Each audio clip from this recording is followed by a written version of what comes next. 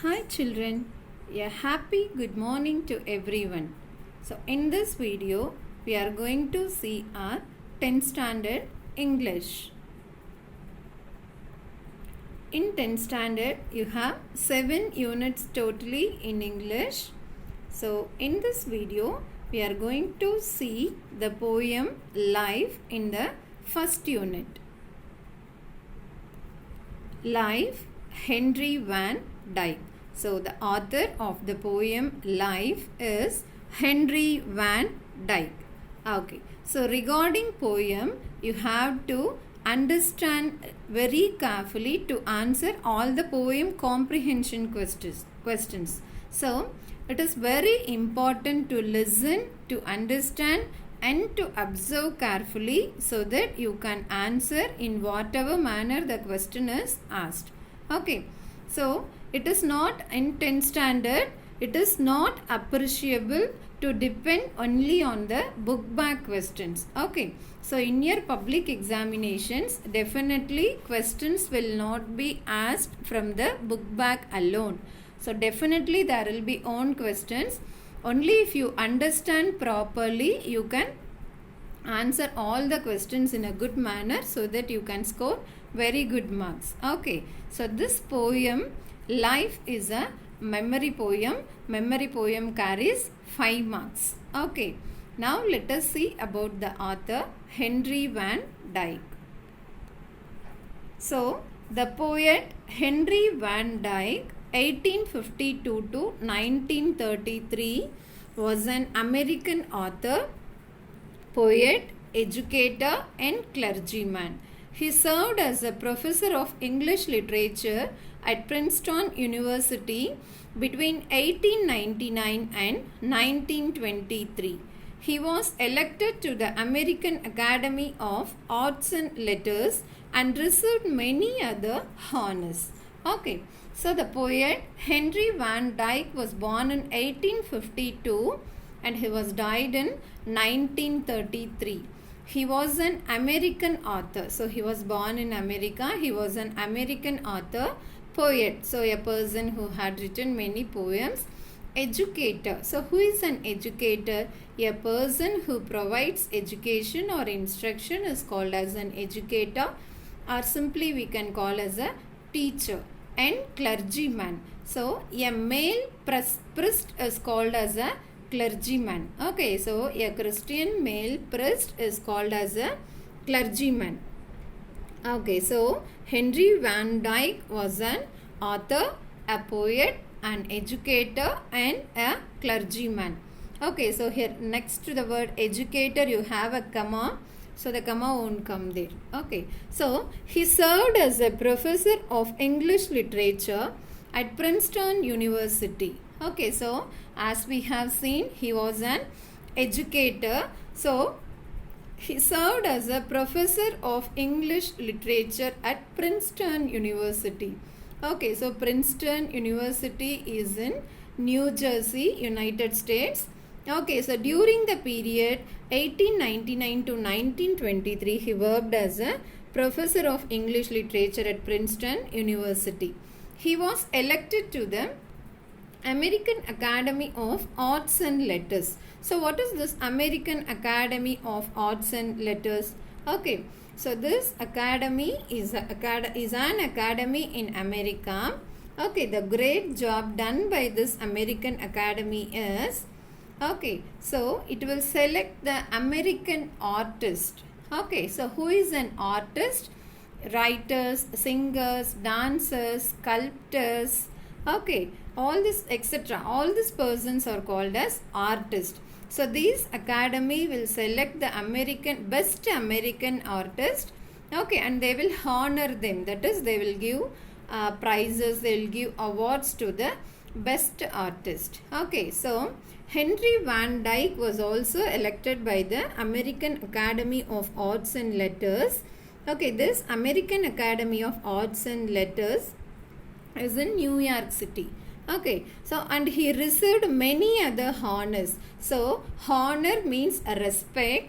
Here honor means he had received many awards, prizes, and he got a good position in the American Academy of Arts and Letters. Okay, now let us see sonnet. Okay, so this poem Life is a sonnet.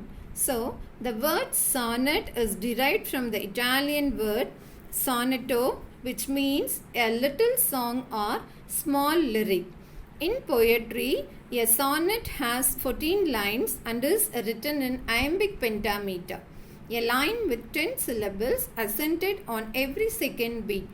The first 8 lines of a sonnet is known as octave, and the last 6 lines is known as sestet. Sonnets can be categorized on the basis of their rhyme scheme.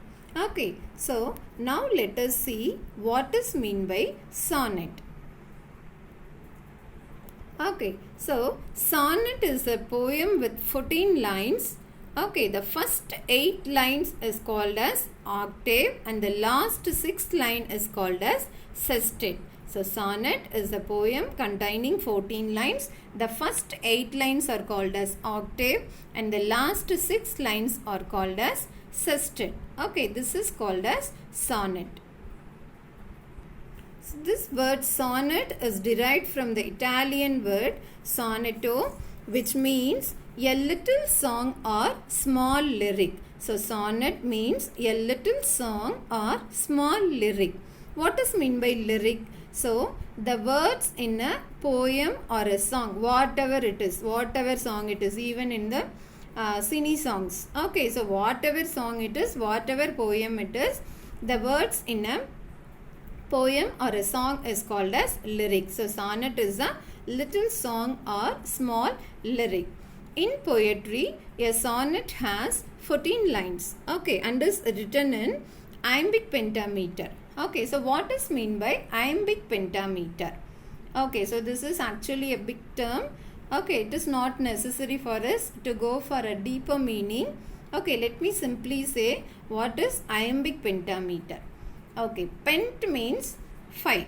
Meter means to measure. Okay, so iambic means it is a meter in the poetry. Okay, so simply if we have to say iambic pentameter is a meter to measure the poetry works, all the poem works. Okay, so as we have seen already, the first 8 lines are called as octave and the last 6 lines is known as sestet. Sonnets can be categorized on the basis of their rhyme scheme. Okay, what is the rhyme scheme? I think everyone of you know what is rhyme scheme. Okay, if not, we will see it later. Now let us go to the poem Life. Okay. What is life? How can we define life?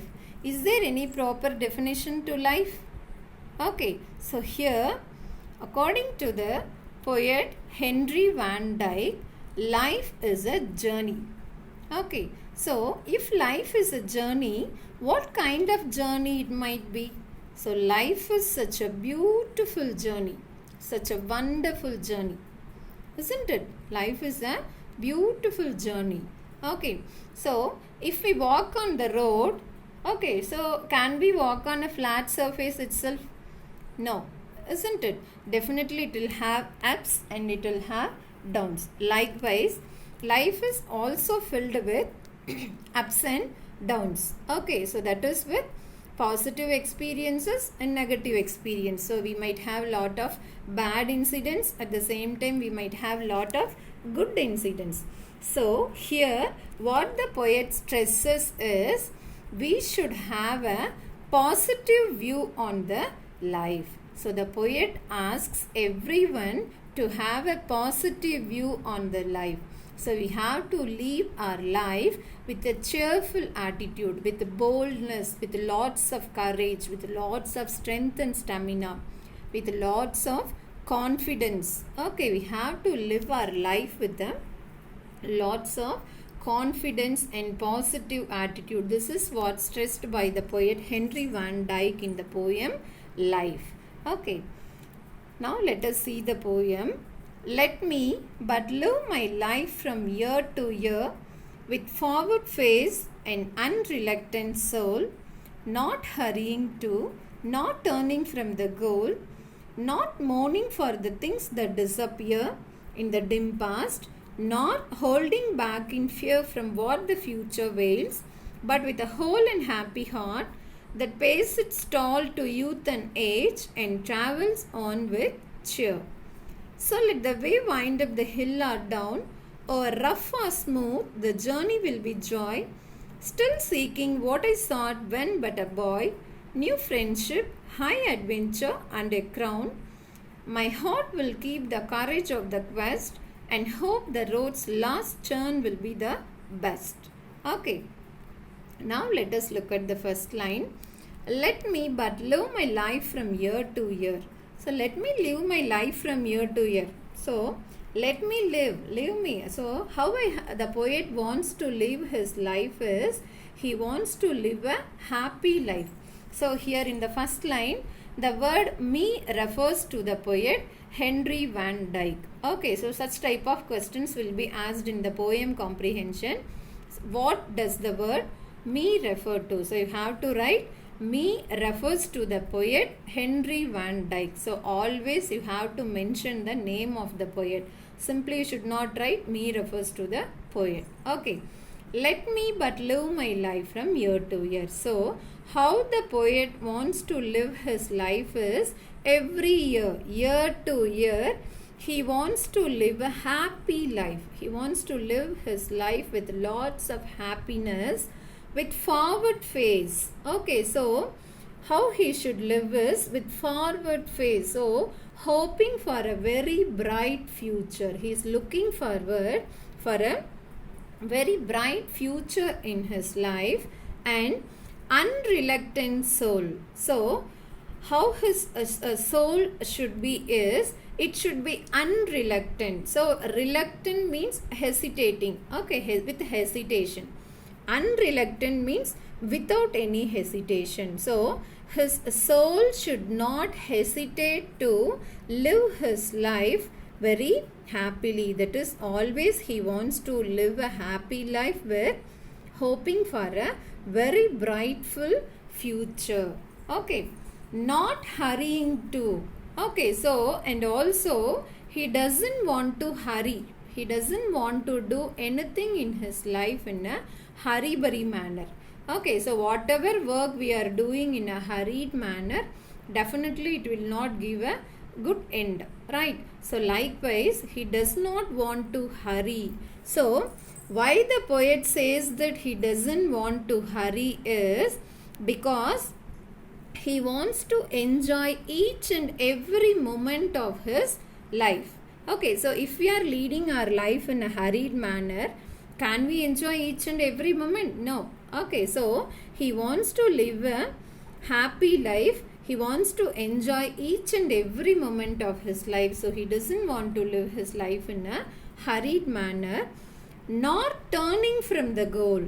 Okay, so every one of us will have a goal in our life, right? So what is goal? Goal means aim, the aim which we want to achieve in our life. So like that, the poet also has an aim to be achieved in his life. So he is very strong that he definitely want to achieve his aim in his life. So he doesn't want to turn from the goal. He doesn't want to turn away because he wants to achieve his goal. So he don't want to deviate from his goal. He don't want to divert from his goal. So if he lives his life in a hurried manner, definitely he will be diverting from his goal. Then he cannot achieve his goal. So the poet doesn't want to hurry his life because he wants to enjoy each and every moment of his life, and also he doesn't want to deviate from his goal that he wanted to achieve. Okay, and not only this, and also not mourning for the things that disappear. Okay, so what is mean by mourning? Okay, mourning means a feel of sadness, a feel of depression, a feel of worriedness. Okay, so whatever meaning I am telling, you have to underline it in your book and you have to write it then and there. Okay, it will help you for understanding the poem when you revise during your examinations. Okay, not mourning for the things that disappear in the dim past. So what is dim past?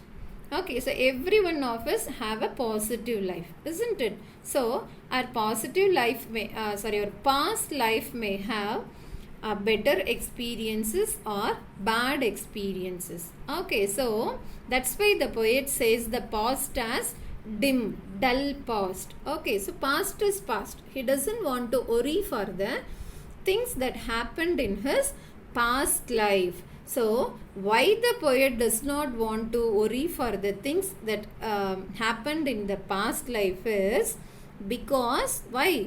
Because he wants to lead a happy life. He wants to live a cheerful life. That's why he does not want to mourn. He does not want to worry. He doesn't want to feel about the things that disappeared in the past. Okay, so if he simply keeps on, so we too, if we simply keep on recalling our past, definitely we will not be able to achieve our goal in the future, isn't it? That's why. So the poet not only tells it for himself, the poet insists this all for the readers too. That is, who are the readers? We are the readers, right? So he wants to live a life from year to year with happiness, hoping for a very bright future, and his soul should not hesitate to do anything anything bad in his life. And also he doesn't want to live a life in a hurried manner.